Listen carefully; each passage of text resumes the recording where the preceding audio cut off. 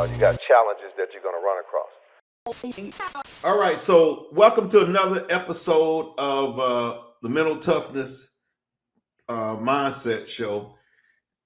We call it Elite Psyche, and we have guests on that, in my mind, have been successful in this thing we call life, as Prince says. I think that's what he says, in this thing we call life. And I believe that anybody that's been successful in this world has to have this mental toughness type thing, because that means you got to go through a lot of things. You got to deal with a lot of ups and downs and things of that sort. And those are the guests that we bring on. We interview them and let them just run free, whatever they want to say, how they want to say it. You don't have to worry about us beeping you, not beeping, but bleeping you.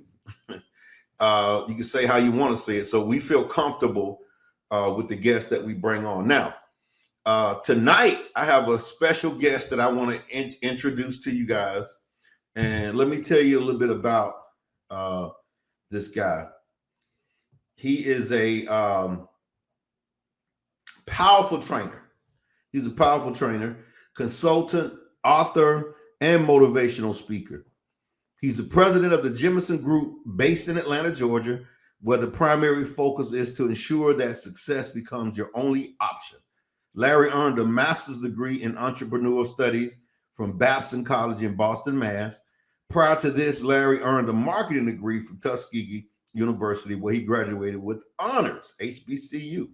He spent over 20 years in corporate America with companies such as FedEx, Nevada's, Lucent Technology. He has spoken to thousands in reference to preparing for greatness and achieving their overall success.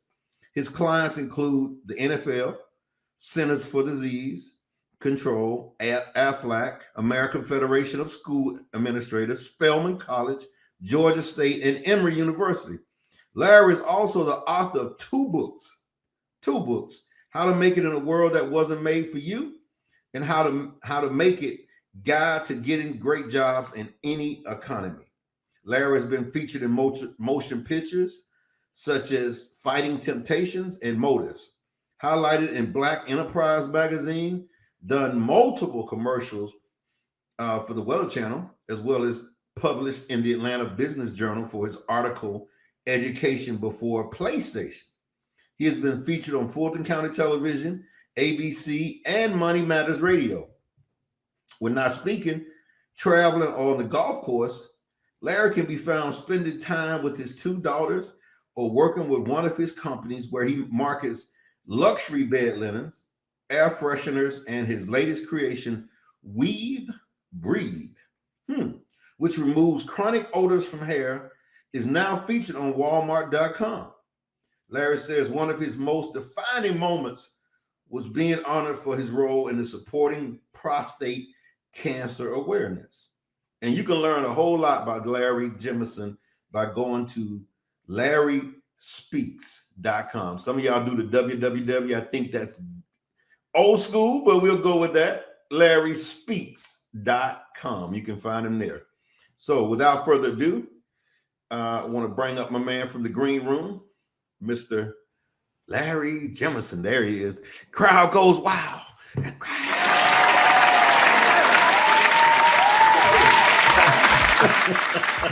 How you doing, man? Hey, I'm fantastic, Dr. Fleming. How are you, sir? Good, man. Good to see you. Hey, man, the pleasure's all mine. The pleasure's all mine. So I can't see the background. So where are you in this world? Are you all around the country? You Atlanta? Or where are you right now at this point? I'm in Atlanta today. I leave for DC tomorrow. Okay. Got some work going on out there, some opportunities, but I'm in Atlanta today. I'm in my my home office and wanted to make sure that we were well situated and stabilized so that we could do this talk tonight, man. I'm excited to be here with you. Man, I am too. We've talked about this before. Was going to do a little Facebook Live at one time. And, you know, my technical skills and things happened that I couldn't really figure out how to do this. It's sad, but I couldn't figure out how to do the Facebook Live. But I think this might be a little bit better here. It's going to be out for a while. We're going to have it on YouTube. And look, You know how they say it. Hit the like button. Hit the all button. Subscribe. Do all that stuff for Mr. Larry Jemison here. Make sure that you get all, and also all the notifications that when we with the Lee Psyche, the mental toughness mindset goes, with new shows, you'll actually get that information. So make sure that you do all those things, like, subscribe, and hit the all button, and we're good to go. So, all right, man, let's jump right into it. I got a few things I want to talk to you about. I just gave you this fantastic introduction there, but some things I might have skipped over that you could be doing now. So let's talk about kind of what is your primary profession? What are you doing like every day now with Larry Speaks or just Larry Jemison? It's a great question to start off with. I used to tell people, oh, I'm an author, or I'm a motivational speaker, or I'm a consultant. And thanks again for that wonderful introduction. I don't do that anymore. I introduce myself as a businessman. And what I'm hoping when I say that is that we can increase the span of the dialogue. I want to know a little bit more about what you would talk to me about if I didn't say I was a motivational speaker. As soon as I say motivational speaker, people start going down the line. Oh, I know so-and-so. Have you ever spoken for so-and-so? They go down a motivational speaking path. But when I say I'm a businessman, I'm hopefully saying, hey, look, I got a sign on my door that says I'm open for business. And if you have an opportunity in front of you, let's talk about it. Or if I have an opportunity in front of me, let's talk about it. Because that's how we're going to get to that next level. I don't want to get pigeonholed into I'm a motivational speaker, I'm an author. Dr. Fleming, Tony, you may say, hey, listen, I got $100 million opportunity for a dry cleaning company. Well, guess what? At that point, I'm a dry cleaner. Right. I'm a dry cleaner. I'm all ears. You had me at 100 million. So I try not to limit myself anymore. I broadcast as a businessman.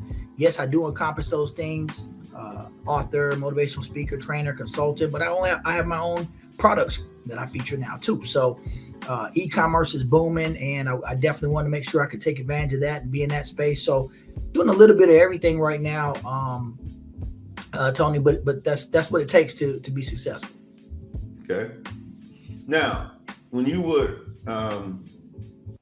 walking across the beautiful campus of Tuskegee University, first of all, how did you decide to go there? What made you go to Tuskegee? I can tell you this, I attended Jackson State University, the Jackson State University, and my goal initially was to go to Clark. I wanted to go to Clark because they had a great, I'm gonna tell you the truth. They had a radio station on campus, and they had this van that had Clark on it. So I was like, that's cool, man. I work at the radio station and I can drive the van, hang out like that. I had never seen a van or a car for a radio station at the campus. But, Jackson State had their own radio station too, and a nice jazz station. But what got me was that I went to a Jackson State. My sister was already there. She was a sophomore, and I was in high school, and I went down to visit her for a Jackson State Grambling game. I went to the party after.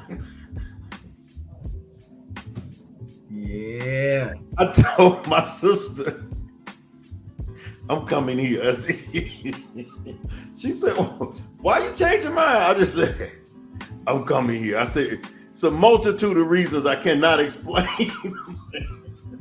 As I was at the party, head on the swivel. Yeah. So I'm sure that's not the reason you went to Tuskegee, but let's talk about that. What made you attend Tuskegee University? Well, first salute to you and Jackson State. Definitely putting up big numbers, big names, doing big things. So honored to be a part of that HBCU legacy, and hear that you came from Jackson State.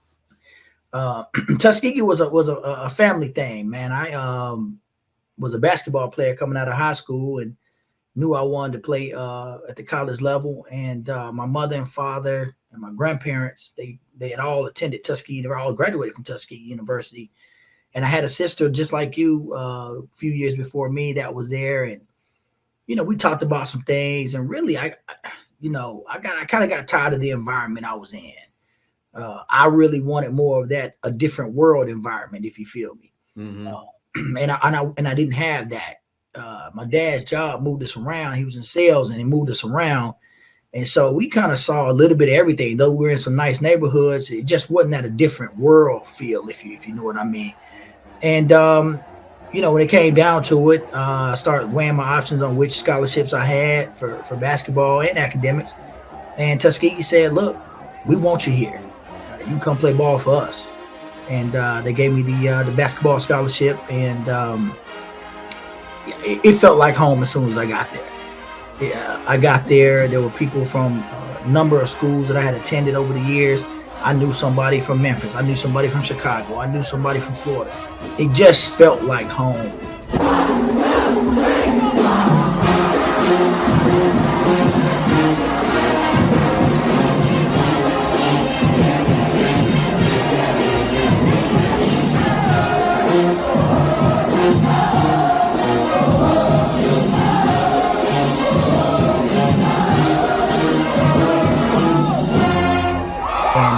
From the time I stepped on campus to 4 years later when I graduated, I knew I had made the right decision. So really, it was a family decision based on my lineage. My grandmother and grandfather met at Tuskegee in the 40s. My parents met and graduated there, and then my sister. So it just made sense, and it fit right into my lifestyle. Okay. So when you were on campus, going to class, having a great time, getting ready to graduate, in your mind, did you have a particular thing that you had planned on doing, even for the rest of your life? Or did you think, how did you come up with this career path that you're doing now? Were you on campus? Were you thinking, that, once I get out, I'm going to be a businessman, I'm going to have these things going on, I'm going to have that going on? Or were you not 100% sure? What were you thinking? I was a clown on campus. I was going to talk about you when you walked across. If your jeans wasn't right, if your shoes wasn't right, I was going to talk about you. You weren't going to just walk across the yard and not think that you weren't going to get it, Yeah. But I was focused on my studies. So I tell people I attended 90% of the parties on the yard and threw probably 50% of the ones off the yard. I was one of those guys. So I got my party on, but I was one of the guys that I would study before the party, go to the party, come back home, get me 2 more hours worth of studying. So even though I was a jokester and a bit of a clown, I was getting my work done, and I was finishing on the dean's list year after year and national honor societies and stuff like that. And by the time I graduated, people were looking at me going, "You got honors cords around your neck? Who you pay? Who'd you pay to get that?" So they just didn't expect much out of me, but I had a track. I thought I was going to play professional baseball, and studying business in school and talking to the right people. When the recruiters came, I started saying stuff like, "Hey, I'm going to the company that will pay for me to go back to graduate school." Really had no desire to go back to graduate school, but it sounded good. Mm-hmm. So, Lucent Technologies was one of the companies that was interested in me. And I said, "Hey, I'm looking for a company that's going to send me back to grad school." They said, "Oh, no problem. Not only that, we'll pay for your clothes. We'll pay for your room and board. We'll take care of you while you're in grad school." And I'm looking like, what's really going on? I didn't really mean that. But here these folks were saying, "Look, we're looking for talented people like yourself." At least they thought I was. And, my career path kind of started there. I started off a career in entrepreneurial finance, working for Lucent Technologies, who had spun off from AT&T. And basically they had me doing like revenue analysis. They had me doing some financial reporting, just anything in that finance space to secure that graduate degree and work in their program for 4 years. I did that, but I knew that was not my career passion. And, reporting to work every day, crunching the numbers. I missed when the Falcons first went to the Super Bowl. I missed the Super Bowl because I had to stay and do book close. I knew then. I said, I don't want a job where I got to be tied to the desk all the time. And like I said, my father was in sales, and I watched how he moved. He'd come and he'd go. He'd see his customers, come back home, see his customers, make his own hours. And I said, man, that looks like a path that I would like to go down. So I quickly pivoted from finance and went into a sales and marketing role with Novartis Pharmaceuticals. And from there, I never looked back. I was all about people, products, and services, and I'm still about people, products, and services. Wow, man. As I listen to your story, man, we have so much in common. I'm sitting there laughing because I pretty much was a clown on campus too. We had this spot. We had this spot on what we call the plaza where everybody come through, and boy, you can get busted right there if you ain't right. Yeah. Man, and the same thing. My when I graduated, actually did in 4 years. They were like, because I was at every party, man. I was at every party, but like you said, I would come home and I would go. I had a little spot in our kitchen. We was renting this, apartment off campus. And I would go back there and I would just study, man. I would just get that stuff out of the way. I didn't miss a party though. And like I said, the 4th year when I had a whole story behind it, but this is your interview tonight. So we'll talk about that some other time, but man, that's great. So when you first left Lucent, I remember when Lucent came a part of AT&T and that whole story behind that. Did you go right to Atlanta? Were you someplace else? Or make sure that you like and subscribe and hit the all button and all that kind of stuff, because we're going to have a lot of good interviews on this podcast.